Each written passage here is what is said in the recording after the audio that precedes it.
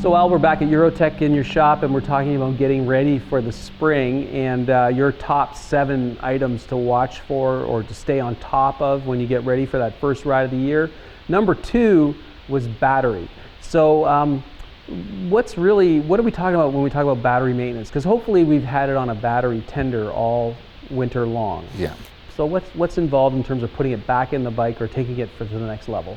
Well, perhaps if it's been left in the bike and you've had it hardwired to a battery tender or maintainer, yeah, you should be golden. You should be good to go. Right. If it's been outside the bike, sitting on a shelf on your battery tender or maintainer, obviously it's going to have to do your install and check your electrolyte level, and again, you're good to go. Right. If it's just been sitting on a shelf, you're going to want to put it on a trickle charge, a 1 amp trickle charge for perhaps 10 hours, 10, 12 hours.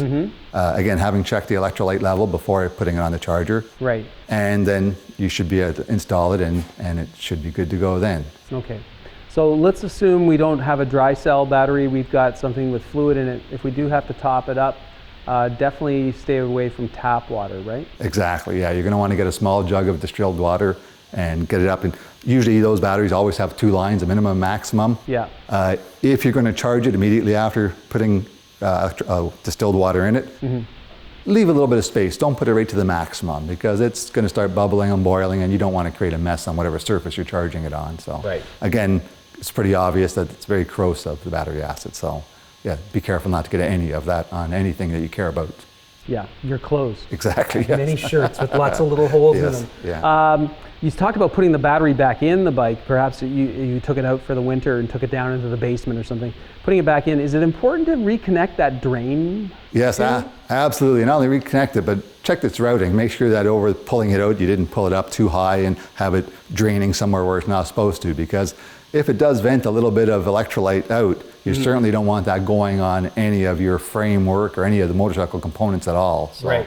So you're going to make sure that it's routed correctly, and you're going to make sure the battery itself is fastened in correctly. Right. Oh yeah, that's right. You don't want it just loosely sitting in the little box, right? You want it strapped down. Absolutely. Terminals. I'm always curious about this. You know, in the old days, the old school used to put like a little bit of grease on the terminals to stop them from corroding. Do we do that? No, definitely no grease at all on your terminals. There are special sprays for battery terminals, but again, on a motorcycle battery where it's in and out perhaps twice a year, I would say no, nothing. Just keep it perfectly clean. You don't want to get anything between your terminal and the post of the battery. Right. So because that could create a problem there. So just keep them clean, wire brush, stainless steel wire brushed. Yeah. Brush them up. If there's a lot of white powdery corrosion because perhaps it's been neglected for a while, baking soda is a good, a little baking soda in water. And a toothbrush. And a toothbrush, yeah, exactly. That'll neutralize the acid like that, clean it up good, and you're good to go, hopefully. Right, okay. So we want to make sure we're charged, we want to make sure we're topped up, we want to make sure we're strapped down, and we want to make sure those terminals are clean, but no sprays, no nothing. I'd avoid it, yes. Personally, I would avoid it. Okay. Some great advice there on battery maintenance, Al. Thank you so much. Welcome.